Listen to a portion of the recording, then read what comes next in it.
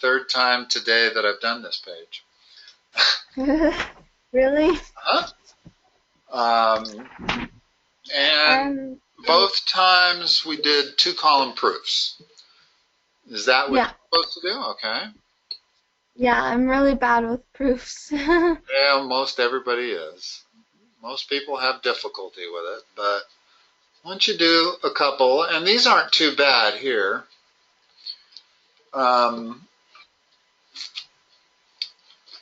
main thing to understand is what the reason is, not necessarily that you can cite the theorem that's involved. You know what I'm saying?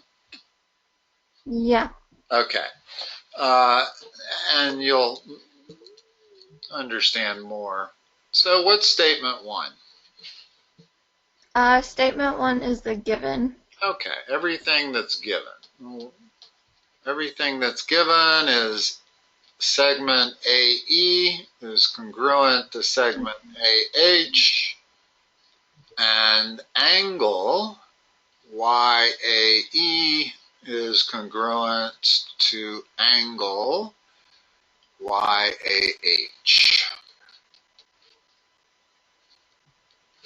Now, they want us to show that this triangle is congruent to that triangle. And here's all of the possible reasons that it might be. S, S, S, side, side, side. Side, angle, side. Angle, side, angle. And angle, angle, side. If we have a right triangle, there's another theorem for that called HL, where you only need 2 things. But even for that one, you have 3 things because you know it's a right angle. So you really have HLA. But for standard triangles that aren't necessarily right, we have these 4 ways to prove congruency. How many of them do we have right now?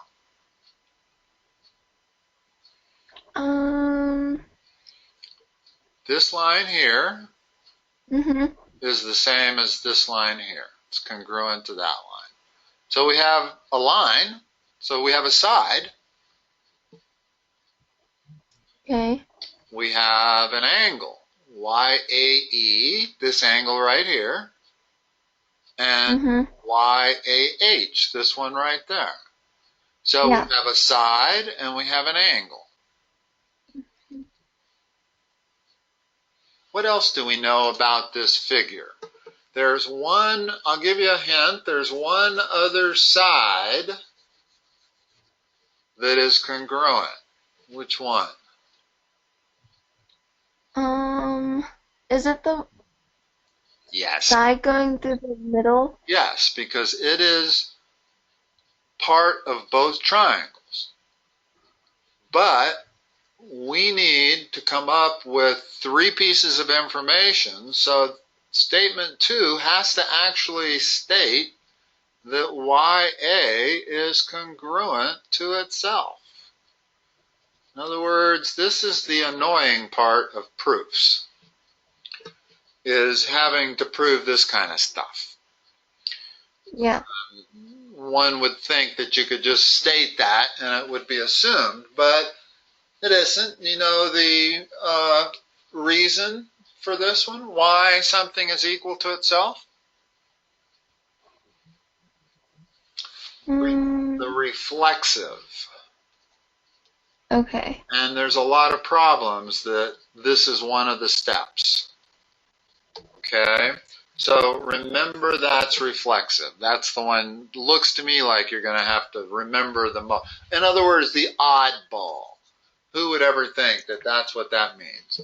Okay, so come up with some little trick so that you know to put reflex with equal to itself. Okay. And now we have 3 things that are equal. We have that line, we have that angle, and we have that line. So, what reason can I state why triangle YAE is congruent to triangle YAH. Which of those four things is it?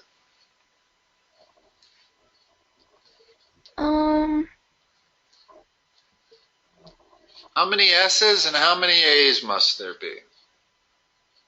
Not a bad two way. S's and one. Yeah, two S's and an A, okay? What order are they in? And this is where I've found a lot of students today have trouble with. Is it SSA? Is it SAS? Is it, what order would you put it in? We know there's two S's and an A. Would it be side angle side? Yes. And the key is to either go clockwise or counterclockwise, and do not change your direction. In other words, if I want to start here, I've got side, I'm going to go counterclockwise. So I've got side, angle, side. Notice everything is in the counterclockwise direction. I could go clockwise, but I would have to start up here. And if I went clockwise, it would be side, angle, side. So the only thing you have to make sure you don't do is switch directions. In other words, your first, if somebody said it's that, well, for me to get that, I would have to go side, side, and then I would have to go, instead of counterclockwise, I would have to go back clockwise to get that angle. So don't ever turn directions. That's counterclockwise, that's clockwise. And always, if I'm going to go counterclockwise, then I want to start with the piece of information that's at the bottom far left. In other words, I don't know that side there. So the only thing I know when I'm over here is side. So I want to, if I'm going to start there, I got to go counterclockwise. If I'm going to start here, I got to go clockwise. So the reason is side, angle, side. And I think that's all you need to write, is it not? I think so. Yeah, in other words, you don't need to cite the exact theorem. You can get away with just, I think, that's what one of the other students told me, was that you might want to say reflexive property. I don't know. Your teacher will let you know how much or how little information to cite on the reasons.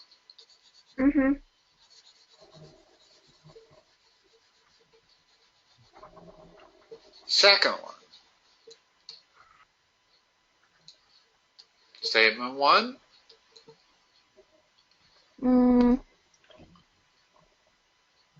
One is YI. Yeah, statement one is always the given. So you can just automatically repeat what they've given you and say given.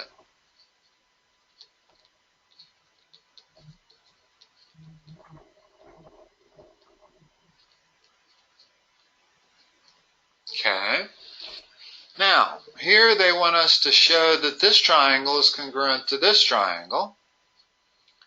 And let's start with the parallel lines, because parallel lines are going to give us a couple of angles that are equal to one another. Yeah. Which ones are equal? In other words, here's the parallel lines, and we have two transversals. We have that's a transversal, and that's also a transversal. Yeah.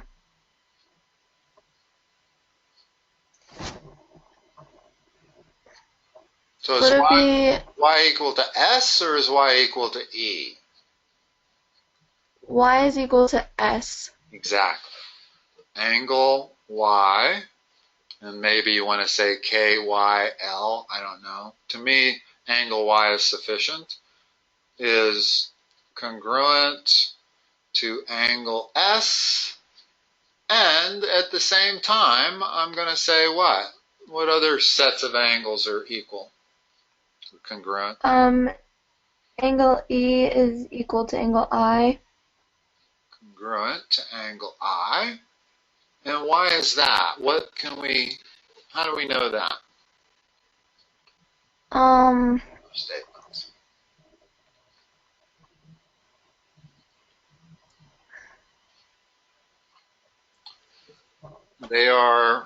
There's like 3 or 4 theorems regarding parallel lines.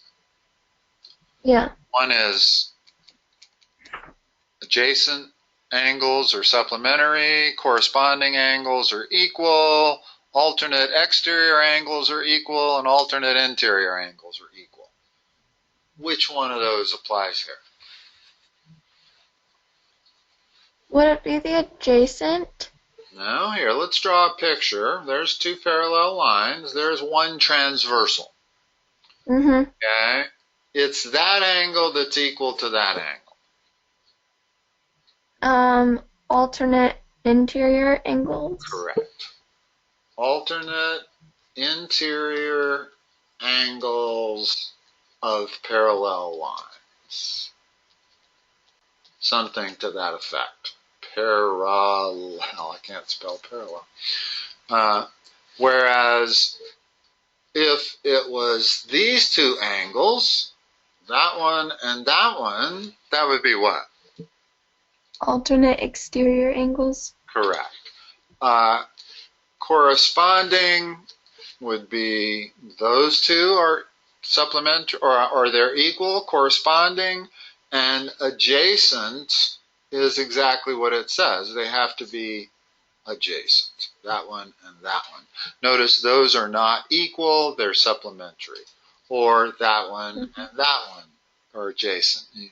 All the adjacent angles here are supplementary. Okay. So I would say you can't just say parallel lines here. You have to say the specific theorem, which is alternate interior angles.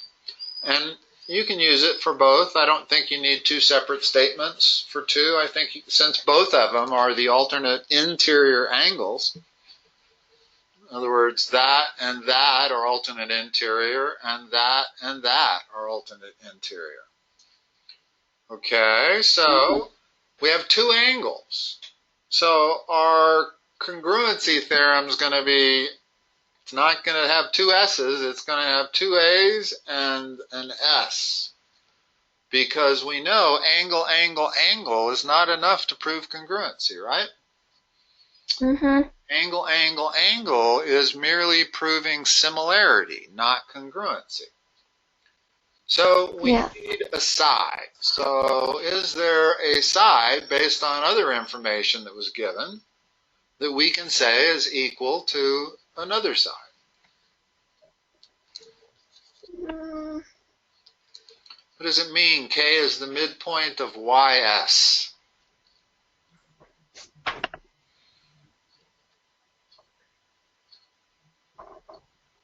K is like the joining of the... The midpoint means halfway in between, making that segment equal to that segment. Okay. So the next thing I'm going to say is line segment YK is congruent to line segment KS. There's our third piece of information. Why is that? Definition of midpoint. Okay. There might be a theorem, I don't know. The most important thing is, like I said, to know what it means. In other words, when they say K is the midpoint, that tells you that that segment's equal to that segment. There's either a theorem, you might want to look it up in your book, there's either a theorem for midpoints or there's a definition. To me, this would be sufficient, as long as you understand what midpoint means. Okay, so now we have our 2 angles and a side. Which order are they in? In other words, I can now say triangle SKE is congruent to triangle YKI, and which congruency theorem is it? Remember, go clockwise or counterclockwise and start with one of the pieces that's on the outside.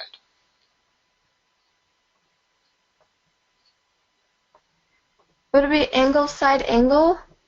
Yes, because there's the piece that's on the outside. In other words, I don't know anything about that piece, right? So if I look for a starting point here, my starting point is that side. They have told me that that side is equal to this side up here. So I'm going to go side. I know this angle, so I'm going to go counterclockwise. So it's side, angle, side. You don't even have to, in your mind, flip that thing into a proper orientation so that it's, perfectly oriented with this one. Because all you need to do is make sure you don't go backwards when you either go clockwise or counterclockwise. So I can either go side, angle, side, or I can start with that piece of information and go clockwise. Side, angle, side. Just don't switch directions in the middle. Okay. Well, that was angle.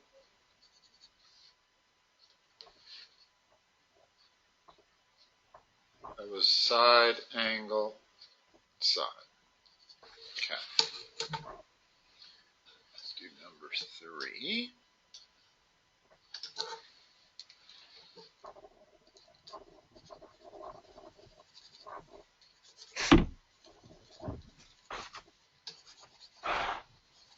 These aren't so hard for congruency. It's actually pretty easy.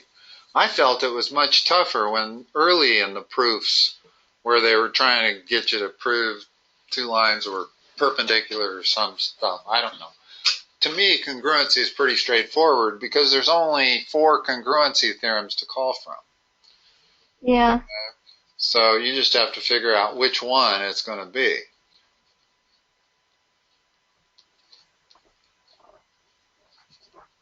Okay, now make sure you read what these say. The line segment bisects the angle. That's the given. Now, they want us to prove that line BG is equal to line NG. Well, the only way we're going to be able to do that is by proving this triangle is congruent to that triangle. Once we do that, then we'll be able to say BG is equal to NG because corresponding parts for congruent triangles are congruent. So our first step needs to be proving congruency. Well, what is 1 basically telling us? The statement. In other words, if AG bisects angle A, what statement can I make about some of these angles up here? That they're congruent? Yep. Which one? So B and N? No, we're talking about, in other words, this is the line that bisects that big angle. That means that that angle is equal to that angle. It's the same definition of bisecting it. Splits it into 2 equal angles. So those 2 angles are equal. How do I define that angle there? Can't define it with just angle A. It's not the same angle. How would you define that angle? You can see where my hand is? My little cursor? Yeah. Okay, well, what that angle? Would it be angle AB? No. AB, first of all, you need 3 letters. Usually. Either 1 letter or 3 letters. If I said angle ABG, that would be that one. The middle letter is the angle. So you've got to go BAG. Angle. And it doesn't matter the order as long as the vertex of the angle is the middle letter. And that is congruent to what? So how do I define that angle? AG, it's congruent to. Yeah. And I could call it either NAG or I could call it GAN. Okay? And what other two angles are equal based on the second given? In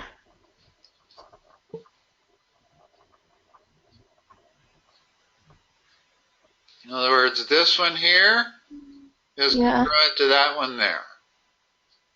So define that one. Would it be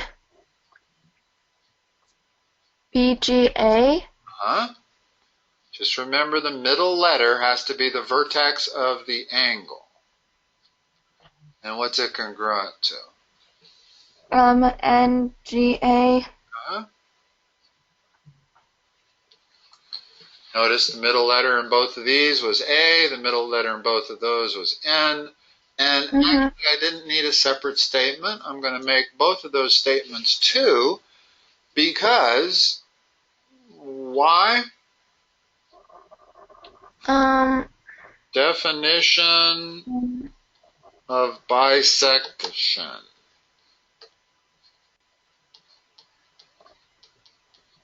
Bisecting something means split into 2 equal parts. Okay. Okay. So the last problem, we were bisecting a line, but we still used definition of bisection. And this one, we're bisecting an angle. The same definition, really. The definition of bisecting something is split into 2 equal parts. All right. Now we have 2 angles that are equal. In other words, that angle is equal to that angle is equal to that angle. So our answer has to be, have what? How many A's and how many S's? 2 A's and 1 S? Specifically, yes. Not 3. Well, because we know we got 2 angles. So it would either be angle, angle, or angle, angle, angle. And angle, angle, angle doesn't prove congruency. It only proves similarity. So the third letter must be an S. Which side is so ASA? A side is going to be described by 2 letters only. Okay. A line segment. So it would be AG, line AG? Yes. AG equals or is congruent to AG. Another one of those statements that it seems silly that we have to put it in there. And what again is that? Which property? Angle side angle? No. We haven't proved congruency yet. All we've proved is that this line is equal to itself. What was that again? Remember, it was the one I said is the most common, that's the weirdest. It's hard to memorize it because they don't seem to have any association. Reflexive property. If I was going to only memorize one, that's the one I would memorize. And it applies with angles, with lines, with triangles. A line is equal to itself, an angle is equal to itself, a triangle is congruent to itself. Well, that's not necessarily true, but that's what 2 congruent triangles would mean. Okay, so now we know 2 A's and an S. What order? In other words, we're ready to say they're congruent. Triangle ABG is congruent to triangle ANG.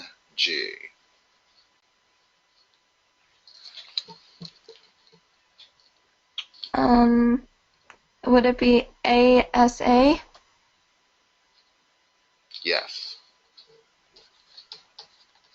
And again, let me go through it, not to belabor a point, but just so you don't get confused ever about it. I'm going to start at the most distant thing I know, which is that angle. In other words, I don't know that side, right? I don't know that angle. I don't know any of this stuff. So I'm going to start at the one spot where I know. All the other information goes this way, so I'm going to go counterclockwise. and I have angle, side, angle. That's all I need. Or if I were to start at this distant point and go clockwise, I have angle, side, angle. Because all you need is the order of them to be correct. Yeah. Well, yeah, pretty much. Angle, angle, side is the same as side, angle, angle, incidentally. There's no difference between those two. Because the order is the only thing that's important. Well,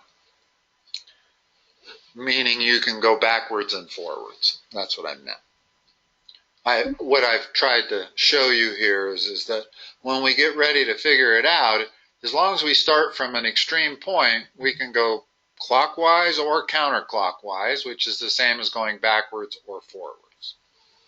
Yeah. All right. Last one.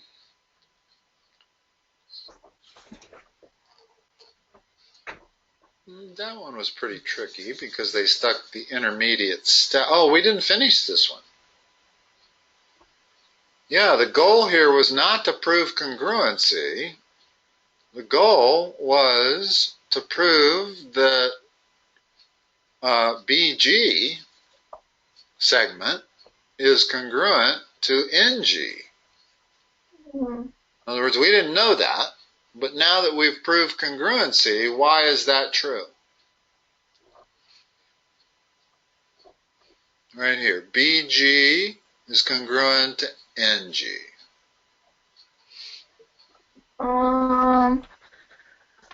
5 letters in a row. CP, C, Oh. P, you remember the rest of it? No, not really. I think we just went over this one today. CPCTC. What that means is corresponding parts of congruent triangles are congruent. And BG is the corresponding part to GN. Once I've proved that that triangle is congruent to that triangle, then I know that line's equal to that line. I know that line up there is equal to that line. I know all 3 angles are equal, and so forth. In other words, I know all 3 sides and all 3 angles. But that reason turns out to be that expression there. Okay, now on to 4.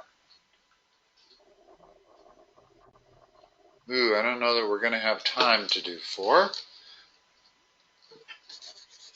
Tell you what, since we only have a couple of minutes, I'm going to go through 4. Instead of a 2-column proof, I'll explain how to do it, and I'll let you work out the statement and reasons. Okay, I'll tell you the reason, but I'll let you do the 2-column proof. Okay, what we have given is what?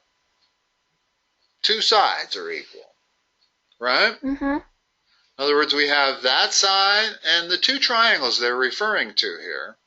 The 2 triangles that we need to prove congruency on are this triangle here and this triangle here. Okay? Okay. So you got to kind of picture that that's a triangle and that's a triangle. And they've told us that 2 sides are equal. That side's equal to that side, and this short side is equal to the other short side. That short side right there. So what do we got? We got that side's equal to that side, and that side, which is a different side of the triangle, notice this triangle has a long side and a short side, and this triangle over here has the long side and the short side. So we have 2 sides equal, only 2. Nobody said anything about the third side being equal. They haven't said anything about angles. But what angle of both of those triangles is the same? What are those letters? It was, W. yeah. Notice that angle W is common to both triangles. So we have two sides and an angle. How do I know the two triangles are congruent? Two sides. The SAS postulate or theorem, whatever. Yeah, and it's always SAS. In other words, if you know you have two sides, either it's side, side, side, or side, angle, side, because this does not prove congruency. It is not true that that proves congruency. If you have two sides and an angle, you can have that without having congruent triangles. So if you know there's two S's and an A, it's always SAS. Okay? Once you've proved congruency, how do you show that angle S is congruent to angle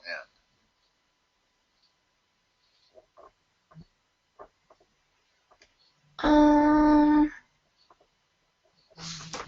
Same reason as the last problem. In other words, this is very similar. The last problem asked us to show two line segments were congruent. This is asking to show two angles are congruent. Corresponding parts. So CPCTC. CPCTC. Corresponding parts. They're corresponding angles. Angle N is the corresponding angle to angle S. We've proved they're congruent triangles. Corresponding parts to congruent triangles are congruent. That's it.